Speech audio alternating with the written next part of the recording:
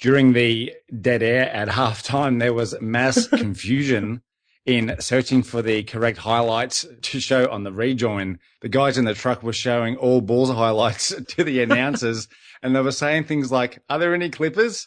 Why are they all Woolridge?" It was great. It was so deadpan with their responses. You just hear them say stuff like, Woolridge. Oh, another Woolridge. Classic stuff. That's what made for even more enjoyment for watching the game. Very funny. I always like to say that Michael got to play with me for a year at North Carolina. I think it really helped him. Spectacular player from the beginning. You can see right away Jordan was going to be a big-time scorer. And showed what an impact he was going to have on the league. This is NB 85, celebrating the 30-year anniversary of Michael Jordan's rookie season in the NBA. And now, your hosts, Adam Ryan and Aaron Steen. Welcome to episode 22 of NB 85. How are you today, Aaron? The journey is the reward. Short and sweet. Regular listeners, welcome back to the show as always. If you're new to the show, thanks for joining us. Today, mate, we're going to be chatting about a bevy of Chicago Bulls games. 3 games in the space of 4 days. The first of which... Chicago versus Boston, March 6th, 1985. This game was played at the Boston Garden in Massachusetts in front of 14,890 fans. The Bulls were coached by Kevin Lockery and Boston were led by KC Jones. TV coverage was from the Bulls Network, and Milo Hamilton and John Mengelt were on the call. A quick random stat for this contest. Kevin McHale entered the game, averaging a cool 49 points a game on the back of a 56-point game versus Detroit and 42 points at New York in the preceding 2 games. So 49 points per game on this week? Yes. Okay. I did actually state that, but yes. Before the game, the commentators spoke about 2 players from this game being in the news during the week for vastly different reasons. Kevin McHale was averaging 50 points per game this week. Their words, not mine. And Quinton Daly was coming off a suspension. I know Mengelt said 50 a game, and then I had to go straight to the wonderful basketballreference.com, and it was actually 49.0. So, sorry, John Mengelt, I enjoy your call, but you were just a little bit incorrect. Hello to Johnny for listening. Oh, for sure. Ennis Whatley was back into the starting lineup for Wes Matthews for this game at the Garden as the Bulls' revolving door of starting point guards and power forwards continued in the 85 season. There was an early example of beautiful 1985 Celtics basketball in this game off the block of Orlando Woolridge. Larry Bird grabs the loose ball and fires ahead to Danny Ainge, who fired it back to Bird for a lay-in. The ball never touched the floor on the possession.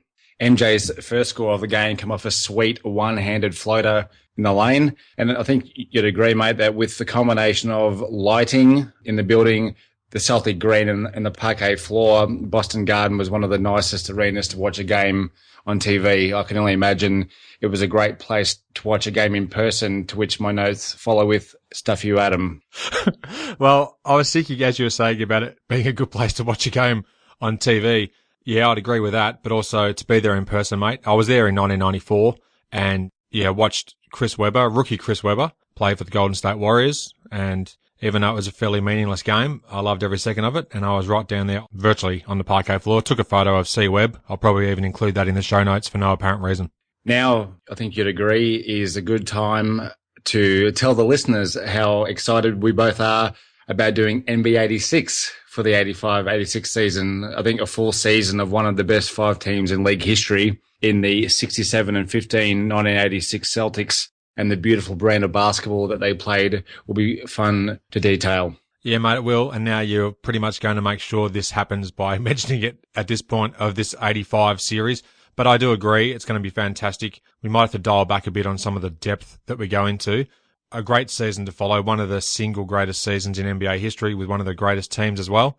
The added wrinkle is MJ was out for 64 regular season games because of his broken foot. So we're already researching a few facts and figures to do with this season, whilst we should be still focusing on NB 85, to be honest, but exciting times ahead. 2 Kevin McAngel free throws made this score. I saw the coffee going up to the mouth. Made the score 18-8, and with 4:55 remaining in the first term, the score was 26-15. At this point, the Celtics were running the Bulls off the court. Orlando corralled an offensive rebound off a missed MJ 20-footer, then went back up with a two-handed power jam with the intent to remove the hoop from the backboard. It was that good that I had to replay it to describe it for the episode. After one, it was 34-28 in favor of the Celtics after the Bulls trailed by as many as 11 at one stage in the first term. Robert the Chief Parrish was unguardable in the first term with 13 points. Now, to begin the second quarter, mate, Boston's Ray Williams started for the Celtics, and I immediately had to check his player profile page on thegreatbasketballreference.com. I was not astonished. I was about to say astonished. That would have been silly.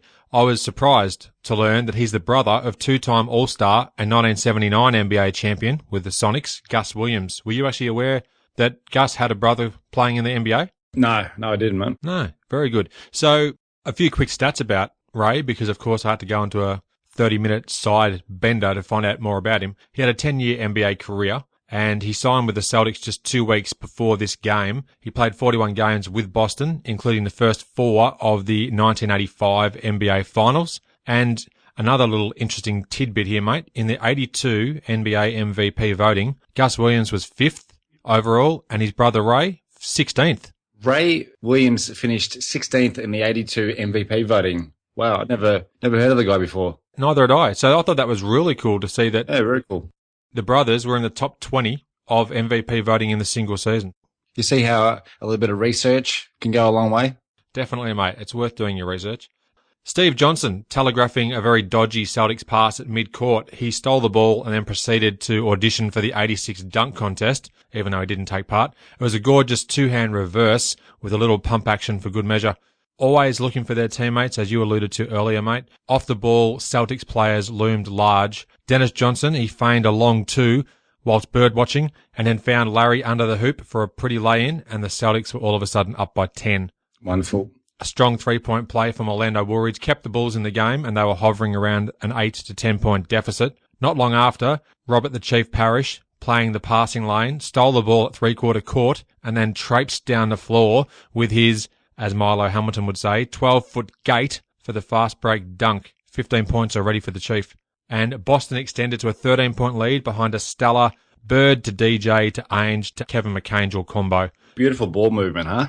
Crazy. It only bounced once, and that was when DJ went to actually control the ball before he dished off to Ainge, and Larry fired things up from about 92 feet away. Jordan then returned to the floor. He instantly stole the ball, drove the lane, and scored on a pretty scoop at the hoop. That rhymed a bit. Woolridge posted up on the left block, and then with a pretty spin baseline, threw down a monster jam, the first of many over these games we're going to be chatting about, and finished with a great left-handed dunk. O already had 16 points. Jordan then hit late in the quarter, and then it gave him 16 for the half also. Entertaining first half, plenty of scoring, 63 to 57, Boston with the advantage. And Orlando Woolridge jump shot tied the score for the Bulls. Early in the third quarter, the Celtics were having trouble executing offensively, and MJ was everywhere in passing lanes, breaking up passes, and even stripping the ball from Larry Bird on one occasion. Some nice execution by the Bulls got them their first lead soon after. Dave Corzine was a big part in getting the lead for Chicago with his strong offensive rebounding and lunch bucket work in the paint. The Celtics' shot selection also left a lot to be decided in this third term, which also allowed the Bulls to take a lead. MJ's first score of the second half was 2 free throws, which gave Chicago their biggest lead at 71-67 with 5:15 remaining in the third term. Orlando Woolridge's 22nd point for the game pushed Chicago up by 8. The Bulls' scoring streak was then broken by a Larry Bird 18-footer that hit the back of the rim, bounced up, and then proceeded to bounce off the hoop another 3 or 4 times before dropping through the net. The Celtics just had trouble converting their shot opportunities. They were there for the taking. They just couldn't get them to drop, including Larry, who would eventually find the range on his jump shot in this game. Milo said that Quinn Buckner, who had just checked into the game for Boston, looked like he had slimmed down from mid-season. I almost choked on my Weet-Bix as it looked like Quinn had swallowed a sheep, so he must have been in a pretty good paddock earlier on in the season. After 3, it was Chicago 81, Boston 76. To start the fourth quarter off, Jordan was on the left wing, guarded by Scott Wedman, His eyes widened considerably, and he drove baseline, throwing up a great-looking shot, but got blocked by about 7 Celtics. He stayed with it, gathered a loose ball, and scored off the glass, and Chicago held a 1-point lead, 83-82. They always said that KC Jones was a sneaky tactician, and to have 7 Celtics on the court at once, it's a perfect example of exactly that. 2 Bird baskets put the Celtics ahead by 3.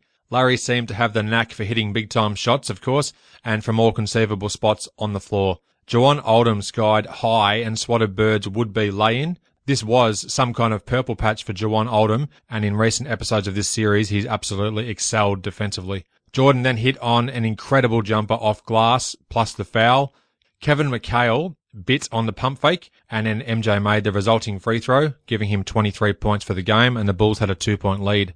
A big play from the Celtics. Jordan rose up for a 17-footer, only to be rejected by elder statesman Dennis Johnson. That led to a semi-fast break, and off the missed Ainge layup, DJ hit a wide-open jumper, tying the score up at 96.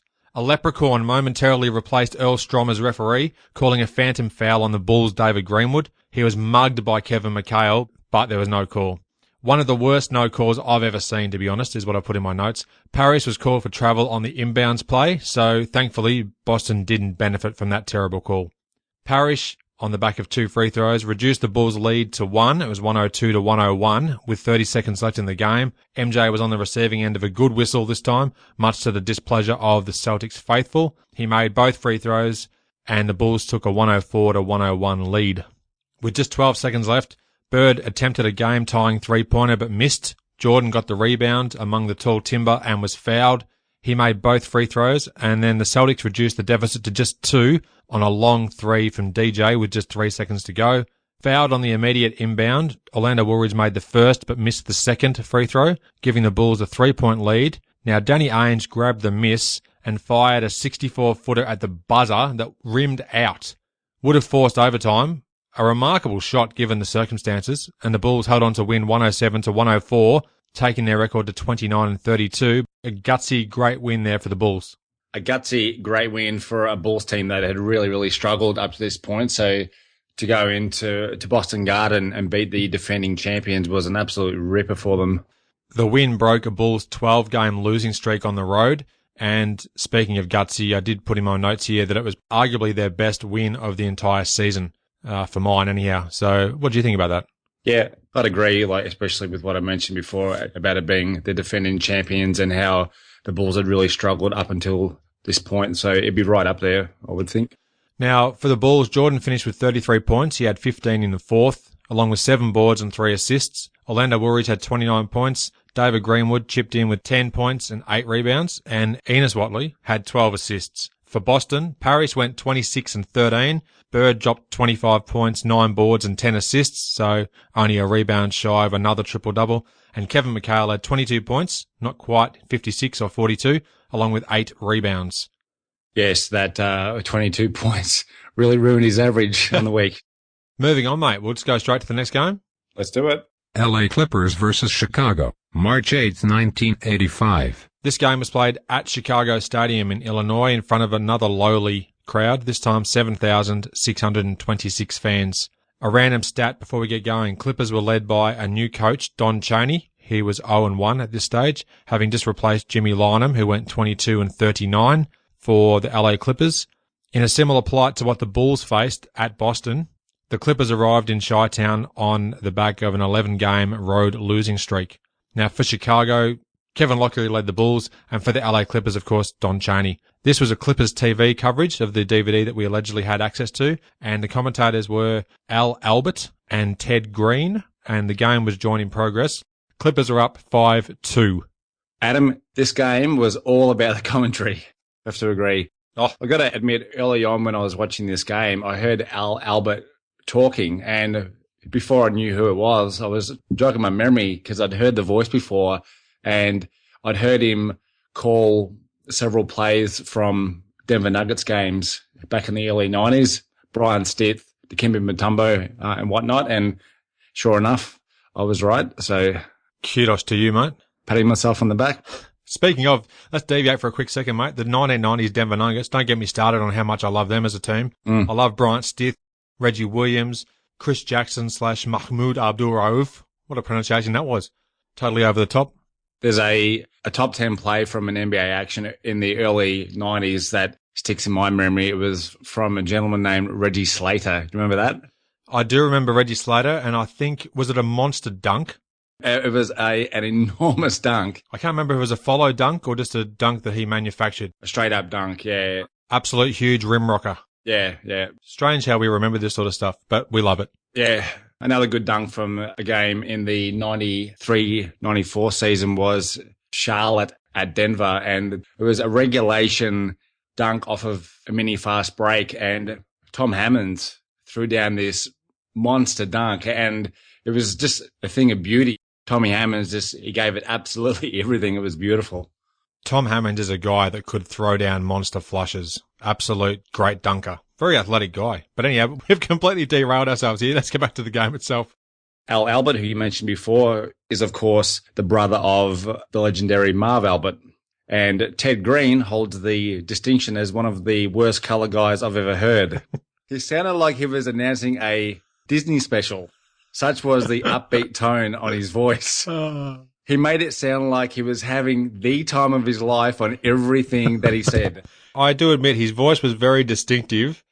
He certainly was enjoying everything he was saying, as you just alluded to.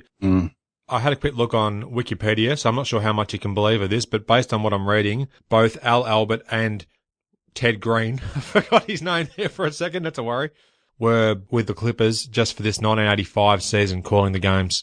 Yeah, that's also what I saw.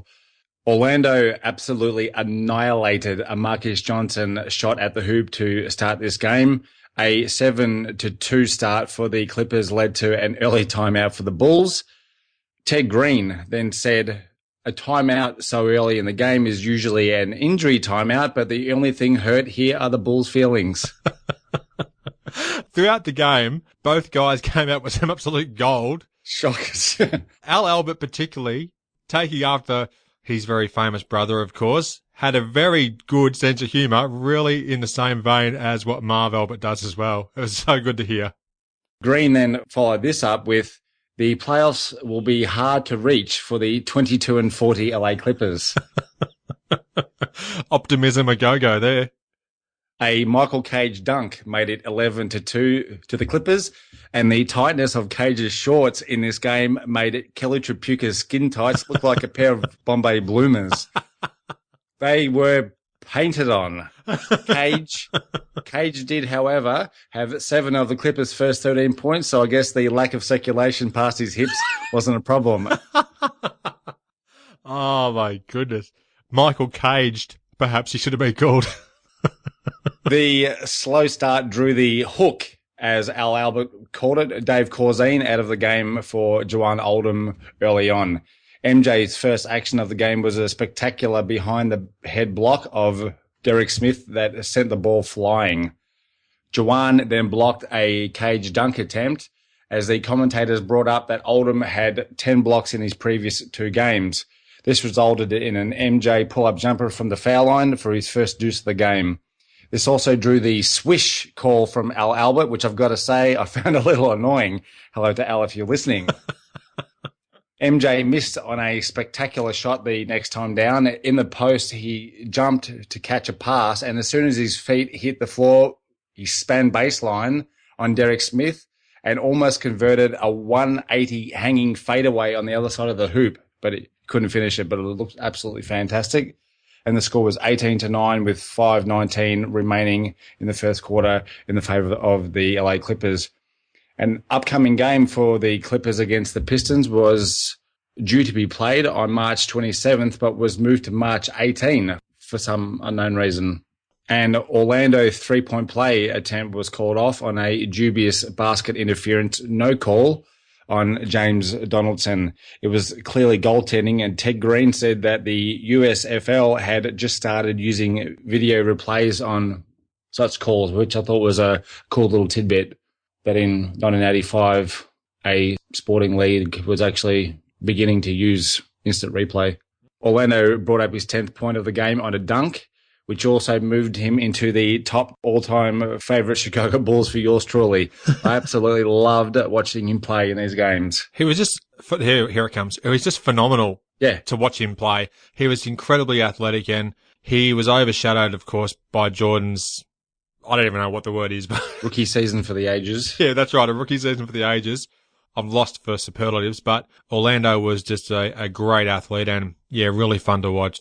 I just love to watch him grab the ball around the key and he just would drop his shoulder, and the aggressiveness that he used to get himself to the hoop. Absolutely loved it. He was a real power player at 6'9" and built like a brick Scheisenhausen as well at the same time. He was. Then the Ted Green show continued as he said that Kevin Lockery could start a kennel over on the Bulls bench. Such was the amount of players who had been in his doghouse this season. This was in reference to Quentin Daly's latest stint in Lockery's bad books off of his suspension. He then called Q one of those 80% shooters. He shoots the ball 80% of the time that he gets it. This is what I was saying. There were so many great comments in this game, and given the overall outcome of the contest, that's why we're probably relying heavily on some of the moments that weren't actually on court.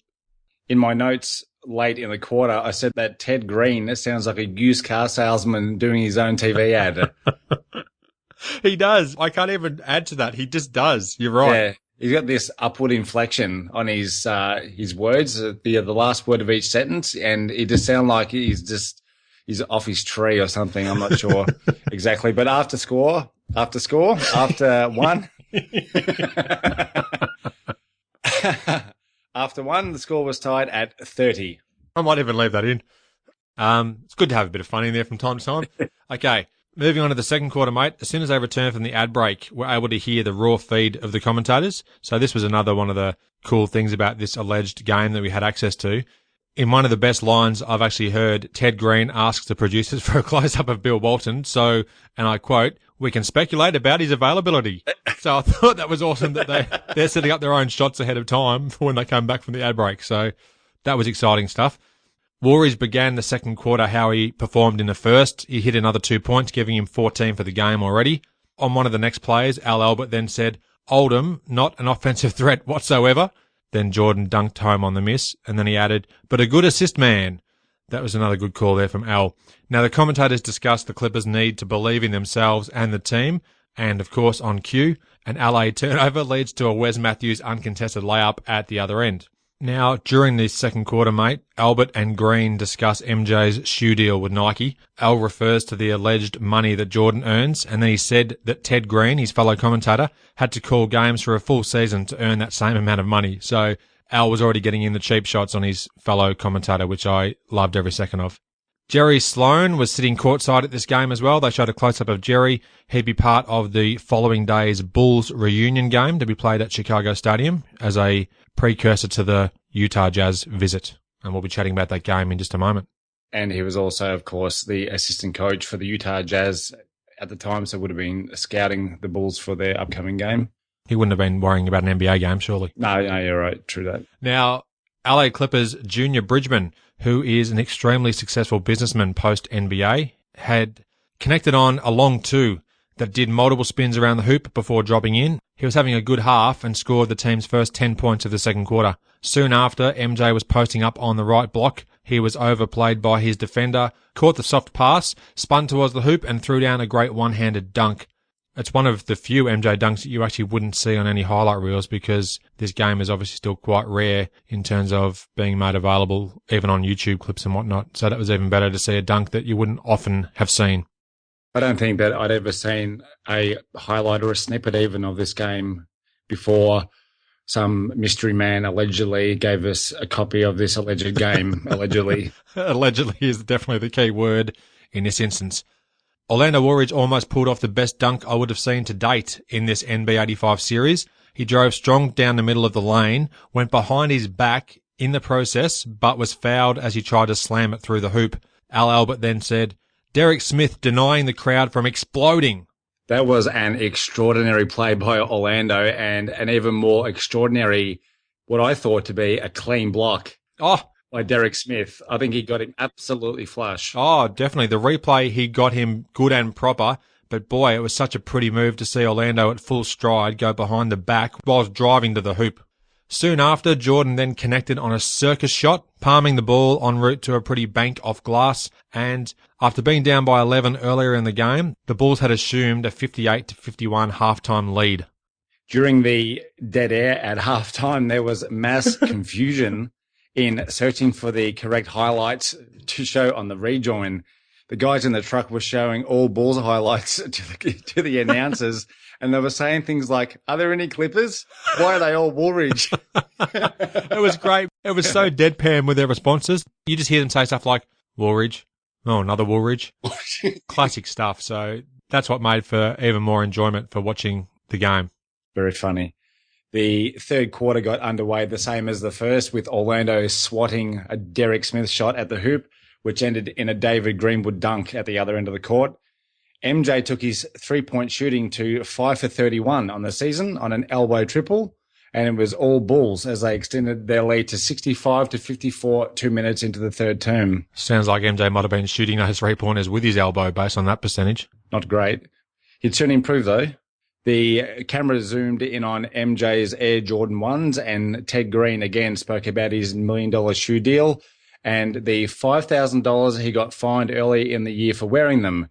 The fines that he got are something that we now know not to be true, and we debunked the banned Air Jordan myth on MB85 episode 5. So check it out at nlawareness.com/MB85-5. Thank you very much, mate. It's great to hear you do some shameless self-promotion of your own. Doing shameless Adam promotion. Yeah, that's right. But I loved it. Yeah.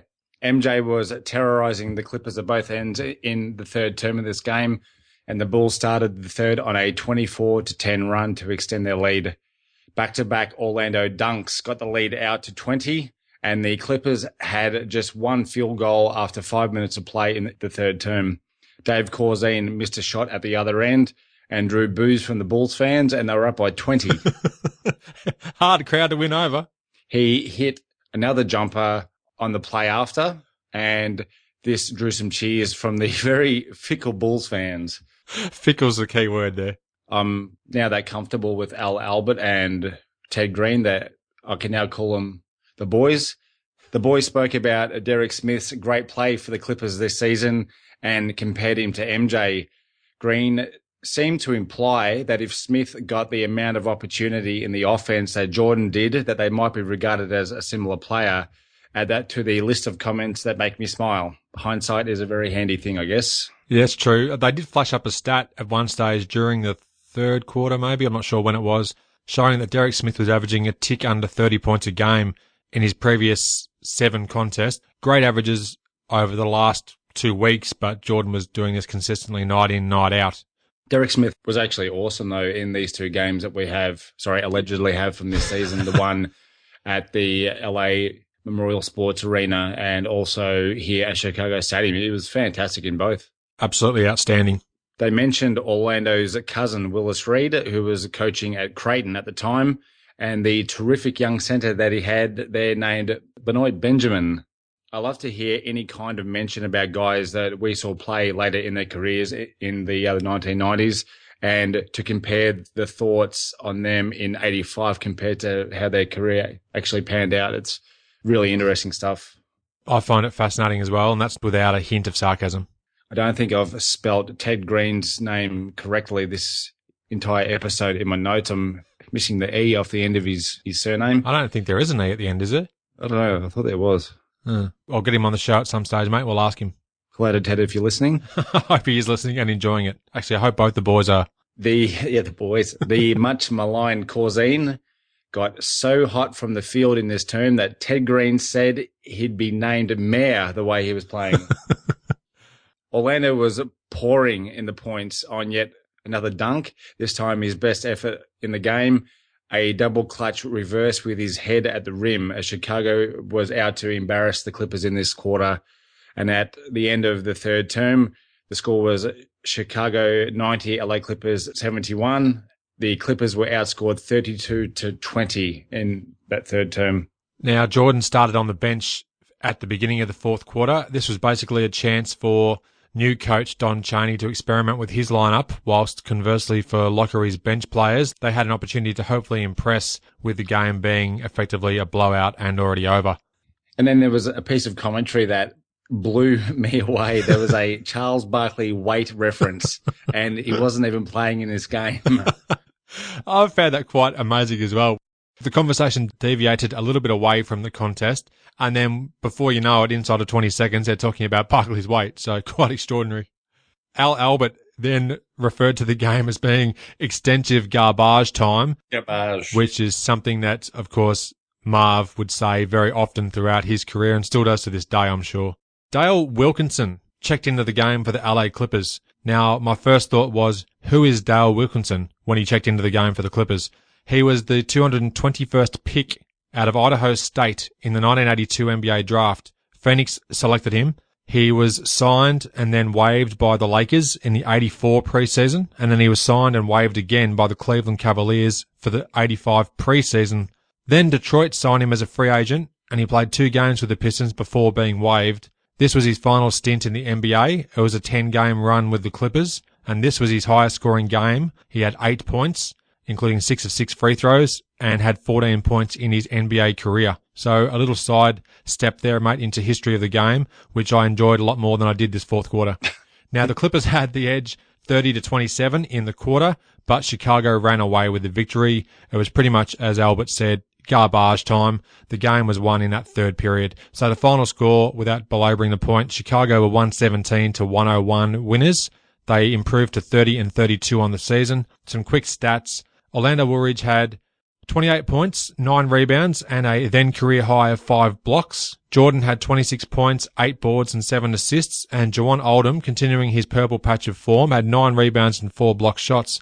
For the Clippers, Derek Smith had another good game, 23 points. Norm Nixon had 16, and Michael Cage had 7 points and 8 rebounds and a painted pair of shorts. All 7 of those points were in the first 4 minutes of the game as well. Honestly, though, I know we might be making fun of it, but Michael Cage was a fantastic journeyman player, did a lot of good things, and of course was well known for his rugged, tough game, had an incredible physique, and of course could rebound like there was no tomorrow. And had a wonderful Jerry curl. Oh, he did too. That was phenomenal too back in its day. Spectacular. Featured on a couple of NBA entertainment video releases too. This was the Clippers' 12th straight loss on the road and 8th straight overall. And needless to say, even poor old Ted Green had lost a bit of the shine on his bubbliness with the Clippers' play of late. They were ST-ruggling, let's be honest. Let's move on, mate, to the next game, the last that we'll be chatting about in this episode. Another game at Chicago Stadium. Utah versus Chicago, March 9th, 1985. This was in front of 12,288 fans. A random stat, this was just one of 5 games for the season in which a rookie John Stockton out of Gonzaga would start for the Jazz. The coaches, of course, Lockery was the coach for the Chicago Bulls. Utah were led by Frank Layden. Now, this game, mate, was Jazz TV coverage, and we had Hot Rod Hundley and Jim Nance on the call. So that was good to see that a young Jim Nance was the analyst for this game before he moved on to, of course, be very well known as the main man who would call CBS's NCAA championship coverage for decades to come. And, of course, he's also heavily involved in calling golf as well. Yeah, it was a very nice surprise to see a young Jim Nance. I tweeted out a screenshot of this game a little early on at Bulls History. So check that out. Shameless self-promotion, Twitter. So that would have the shameless self-promotion score. Aaron 1, Adam 13,712. And that's understating it. That's understating it. Utah's first score was by the Golden Griff, as described by Hundley Darrell Griffith. Ever heard that name before? No, I hadn't. It was only when I obtained the alleged copy of this game that I heard the name Golden Griff. And this is a name that we would then go on to hear the best part of 45 to 50 times in this contest alone. In the first quarter. In fact, this game, Hot Rod Hundley, of course, is one of the beloved and recently deceased, but one of the beloved NBA commentators. And he goes on to say the nicknames of multiple players in this game about 35 times each. But it was quite endearing looking back on it. Griffith's first 2 attempts from the field were both an 8 out of 10 for difficulty. It was really terrific seeing rookie John Stockton in this game, knowing, of course, what he would eventually become as a Hall of Famer. Hot Rod called him Little John about 10 times in the first 2 minutes. That was cool. Jordan's second score of the game capped a 9-0 run for the Bulls, a flying one-handed dunk on the break after Utah scored the first 4 points of the game. Dave Corzine showed his athleticism on the next play. He ran the floor beautifully, gazelle-like, in transition to receive the no-look pass from MJ and got fouled on the subsequent layup attempt. Mark Eaton had the crowd buzzing with one of his 456 blocks on the NBA season, a turnback. I'm going to interrupt for a second. That sounds like an exaggeration, but I'm pretty sure that that's the exact number he got. That's actually, yeah, I am prone to the odd exaggeration. But that's true. 456 blocks. And as you're about to hear, Eaton averaged an astounding 5.6 blocks per game in the 1985 season. Absolutely remarkable. This one block from Eaton was a turn back of an Orlando Woolridge attack of the hoop, a very, very clean block. Utah started the game 3 for 19 from the field. John Stockton clearly wasn't the outside shooter that he would become, as Enos Watley was laying off of him as John stood inside the top of the key with the ball. Little John. Jordan sat down early in the game for Quinton Daly. I almost said Quinton Richardson then. Greenwood had 8 early points as the Bulls got out to an early 25-15 lead. Q was lethal early in this game from the field with 2 17-footers that hit nothing but net. MJ checked back late in the first and immediately scored on a 3-point play on a driving layup. Larry Nance, apparently. Jim Nance, again, misspelled Jim Nance's name. Larry / don't call me Jim Nance said he had so much hang time that he qualifies for frequent flyer points. That was a good call there by Nance too. Hot Rod loved using play nicknames in his call of Jazz games, as you mentioned before. Thurl Bailey was Big T Bailey all through this quarter, and Jeff Wilkins, who checked in late, went by the nickname Franchise. Yeah, I didn't know anything about that until I heard this game. Wilkins, a native of Chicago, was actually signed as a free agent by the Bulls on August 1st, 1980, but never saw regular season play after being cut just over 2 months later. And seeing that Wilkins on the back of a Utah Jazz jersey makes me think of what might have been, mate. Oh, exactly right, given that the Human Highlight film was originally actually selected by the Utah Jazz before a trade that they must look back on with absolute regret. The quarter was finished with a flurry of plays. Stockton stole a pass from MJ, who was saving the ball from going out of bounds. Stock then pushed the ball and got blocked on a layup attempt, which started another fast break for the Bulls. Off the handoff from Wes Matthews, MJ only had Mark Eaton back, and he put in a flying, hanging up and under move on Eaton to beat the quarter time buzzer for a 34-17 commanding Bulls lead after one. Now, the Bulls were off to a flyer, but when they came back to start the coverage of the second quarter, the replay of Jordan's move on Eaton was absolutely beautiful to watch from under the basket. Amazing. Oh, so good. Now, to begin the second quarter, Hot Rod stated that MJ is already getting respect from the referees in just this, his rookie season. I then had to reacquaint myself with the Jazz's roster when I saw Rich Kelly and the aforementioned Jeff Wilkins. Among other things, I was intrigued that Rich, New Orleans Jazz from 1976 to 79, and Jeff, in 1981, each wore the number 53. Of course, former podcast guest Mark Eaton, episode 49 of the In Orlandis podcast, inorlandis.com/49, would then wear number 53 from 1983 onwards. So a nice little sidestep through NBA history once again there, mate. Are you still awake, Aaron? Off the missed MJ layup, the Jazz were in transition. Darryl Griffith, living up to his nickname, the Golden Griff, glided in and threw down a nasty one-handed jam, and he had 10 points to this stage. How good was Darryl Griffith in this game? He was absolutely off the charts. This is probably the first time that I've seen him in depth outside of highlights, and my goodness, he was spectacular in this game. He was incredibly athletic. He hit on a number of remarkable layups and lived up to his nickname, well, not the Golden Griff, his other nickname, Dr. Duncanstein, throwing down some of the biggest dunks you'd see in the 1980s. Not long after, the aforementioned Jeff Wilkins hit on a gorgeous finger roll / floater in the lane off the Rich Kelly assist. And they did show a replay of this, and boy, that was so gorgeous to watch. George Gervin-esque from the franchise. At first glance, if you saw Jeff Wilkins, his stature, his body size, frame, and the sweatbands on each of his wrists, he could be easily mistaken for Karl Malone. He had a very thorough build. Big boy, and the Utah Jazz uniform, at first glance, he could be mistaken for the mailman. Jordan, who was isolated at the top of the key, broke down both defenders on his way to a pretty left-handed layup, giving him 15 points in the game. Later, Juwan Oldham threw down an absolutely vicious dunk on the right baseline. He found himself wide open at 15 feet, swooped in and then avoided a Mark Eaton block attempt and punished the rim with reckless abandon, no less. In contrast to MJ's relationship with the refs, I've also noted in my notes, surprisingly, I say that a couple of times an episode, Stockton was yet to have the respect of the men with the whistle. He was called for a couple of really cheap fouls that in later years he'd obviously get away with regularly.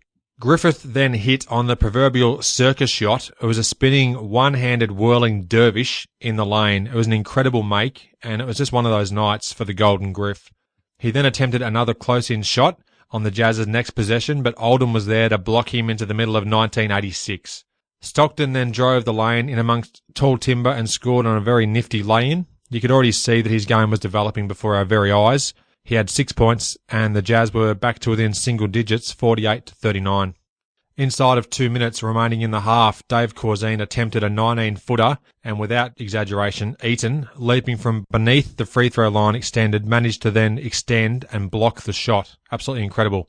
This was Mark Eaton's Defensive Player of the Year season. He'd also win it in 1989, and was an incredible defensive presence. Yeah, Dave was wide open from 19, and then all of a sudden Mark came in and ate into his shot. I'm not even sure if that makes sense, but I enjoyed it. Utah's final score of the half was a thing of beauty. Stockton dished the ball to Eaton on the left block. Dished to Eaton. How about that?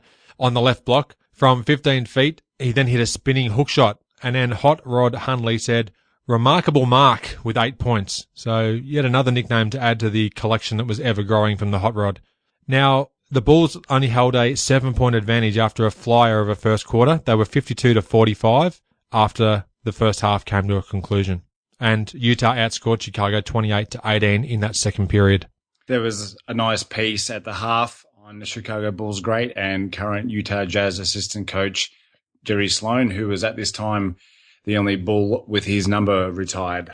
I enjoyed the piece, and also they showed some really good footage of him working with some of the Utah team, wearing his Jazz attire in some small gymnasium somewhere. And I think it was in Evansville in Illinois. It appeared as though maybe that's where the other Jazz were training for the game, perhaps. There was a bit of stock footage, dare I say it. Before the start of the third term, Hot Rod and Nance spoke to Jazz head coach Frank Layden. Layden said that Jordan had the wrong number on, that it should be 007 because he has a license to kill. The commentators mentioned early in the game, as you mentioned, that MJ was getting some preferential treatment as a rookie from the officials. Layden went on to say that he gets away with things on the defensive end and also traveling violations. A little salty, you might like to say. He was. Salt Lake City. Salt Lake City. Completely unintentional. They played at the Salt Palace, so that makes sense. Mm-hmm. Hot Rod definitely had a great grasp of the English language, as on the first play of the third quarter, his description included 217 words in 19 seconds, all of which were crystal clear and easy to understand in that distinctive drawl of his. MJ's first basket was an entry pass over the top from Dave Corzine. Mike went up with Darryl Griffith on him and threw down a two-handed dunk. Darryl Griffith got fouled on a slippery move to the basket. His attempt was the first Jazz player not named Big T Bailey to get one up. Bailey put up the first 7 field goal attempts of the quarter for the Jazz. Dr. Duncanstein then hit on a sweet underhand scoop past Dave Corzine to bring the Bulls' lead back to only 1. He then hit on a 3-point play that even had me going, wow. It was a Jazz fast break. He went around his back with the ball before finishing with a finger roll, which gave him 25 points. He was a really dynamic scorer. On more than one occasion in this game, Hot Rod referred to this as the best game that Didn't even mean that. That Griffith would have as a pro. So that said a lot. And it also says that I'm an absolute fool for saying Duncanstein. On the next play for the Jazz, they got the steal and John Stockton goes to the other end for a layup, only to have Wes Matthews sky and swat the ball away from behind. This was that elite athleticism we've spoken about with Wes Matthews. Wes got the ball at its apex, but was called for goaltending. Stockton appeared to give Wes an earful as well after the goaltending was called. Wasn't backwards and coming forwards. He had that hard-nosed approach even in his first season in the NBA. Duncanstein was on fire with an elbow three to give Utah a 5-point lead. The Jazz boys were getting a little too excited at the fact that he was outplaying MJ in this game. The homerism continued when Orlando dunked back a missed shot on the following play, and they were absolutely incensed that it was not called goaltending. You speak about not backward about coming forward. Then to rub it in, Orlando got another fast break dunk on the following play, and Hot Rod goes, I guess they gave the score to Woolridge. He was the one who jammed it down. Very salty.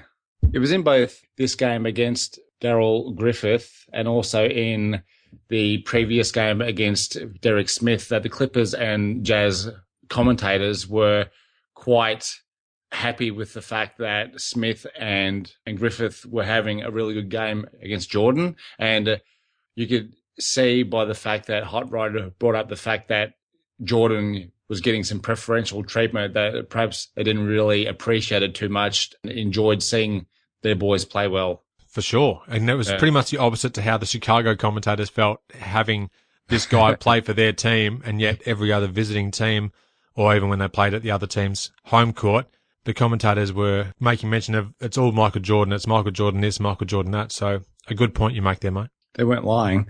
They weren't. Orlando tipped in a shot at the buzzer to end a helter-skelter third term with the Jazz up 82-77. I'm confident that's the first time that the phrase helter-skelter has been used in this series, and I'm very pleased it's been dropped right now. In that third quarter, Utah shot 62.5% from the field. Chicago relatively stunk it up with 29.6%. Jeff Wilkins of Utah was referred to as the franchise for the 563rd time in this game during the fourth quarter. I absolutely loved hearing it. In all overstatements. That's a slight exaggeration. Stockton and Golden Griff played a great two-man game, and Stock was on the receiving end this time, scoring a quick layup off glass, giving him 13 points. Off the steal, Duncanstein went coast to coast for the lay-in. It was 32 points for Darryl.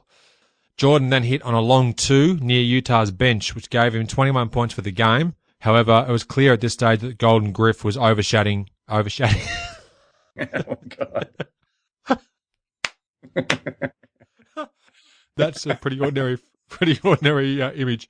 Golden Griff was overshadowing MJ considerably in this game, and Utah were up 92-84. Orlando Woolridge then had a 3-point play, followed by MJ making one of two from the line. That brought the Bulls to within 4 points. But the Jazz kept their cool, and not long after, Stockton found a cutting Big T Bailey for a basket and the foul. He made the free throw, giving him 21 points. Bailey scored 19 points in this second half. Great effort, Utah up by 6.